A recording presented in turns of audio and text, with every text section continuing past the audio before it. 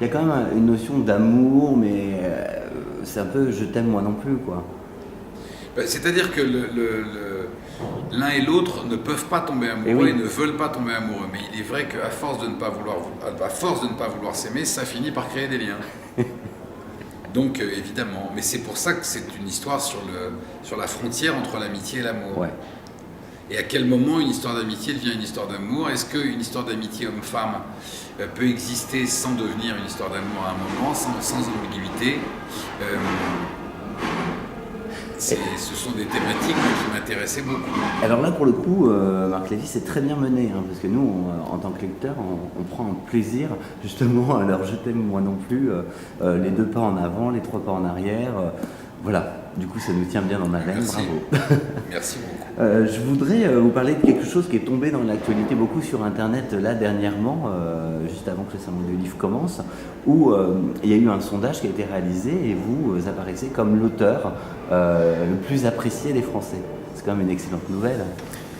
Parce que ce qui est intéressant, c'est que cette nouvelle, elle tombe avec des romans publiés, mais de nombreux romans publiés. Donc ça s'installe quand même beaucoup dans le temps, cette histoire d'amour avec le public. Mais tout d'abord, c'est une nouvelle... c'est une nouvelle que j'ai prise avec beaucoup d'humilité et en même temps, ça m'a beaucoup touché, ça m'a vraiment ému. Parce que justement, c'est quelque chose qui arrive après 16 ans et j'ai écrit un petit mot justement sur les réseaux sociaux. Je dis que 16 ans, c'est encore l'adolescence, hein, mais c'est une longue histoire et je suis très reconnaissant de la générosité que les lecteurs et les lectrices me font depuis toutes ces années. Ça me touche beaucoup. Ça fait 16 ans que je fais ce travail vraiment avec beaucoup de sérieux et en m'étant juré que je ne me prendrai jamais au sérieux.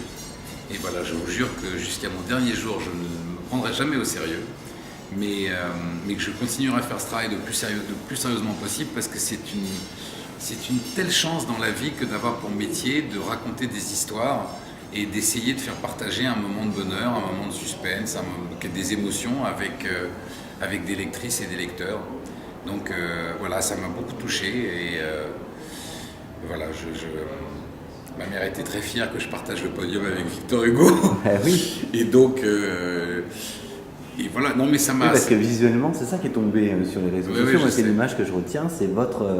Et vous voyez, il y a une chose que j'ai trouvée intéressante, et ça, comme ça permet de parler d'autre chose que de moi, c'est que quand vous regardez le classement des auteurs préférés qui ne sont plus, hein, des auteurs morts, eh bien vous vous rendez compte que ce sont tous des auteurs populaires.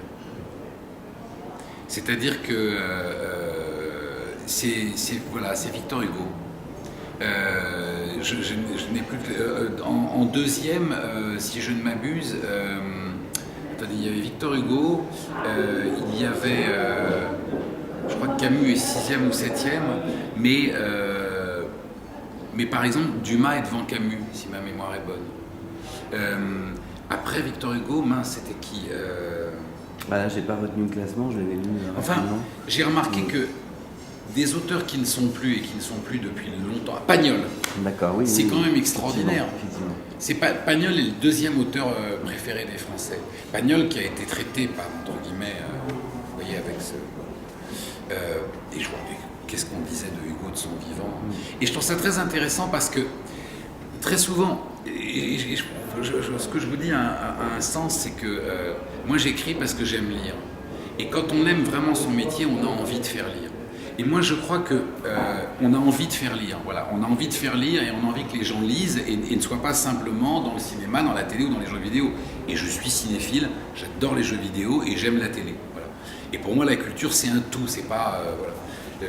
Les gens qui disent que la télé ça n'est pas de la culture, que le cinéma ça n'est pas de la culture, ne savent pas ce que c'est que la culture, c'est une question d'ouverture d'esprit. Mais vous avez aussi dans la littérature des gens qui voudraient que la littérature ne soit, vous voyez, que se résume à 15 livres ou à 15 auteurs qui sont des auteurs dits d'excellence. Je trouve ça une très très belle leçon d'humilité que de voir que 1 siècle, 2 siècles, 3 siècles, ce sont encore des auteurs populaires. Donc c'est peut-être ça la littérature aussi. Il faut peut-être à un moment donné que dans cette époque où on n'a plus besoin de 200 ans pour digérer l'information et on peut la digérer en 10 minutes, on réalise que la littérature dite populaire, elle fait partie de la littérature et qu'elle en est même une très grande composante. Et je crois que c'est ça ce sondage, c'est ce que nous montre ce sondage finalement. Absolument, Marc Lévy, un grand merci à vous pour cet entretien. Merci à vous. Je rappelle le titre de votre roman, Elle et lui, disponible aux éditions Robert Laffont et en version numérique chez Versilio. Merci. Merci.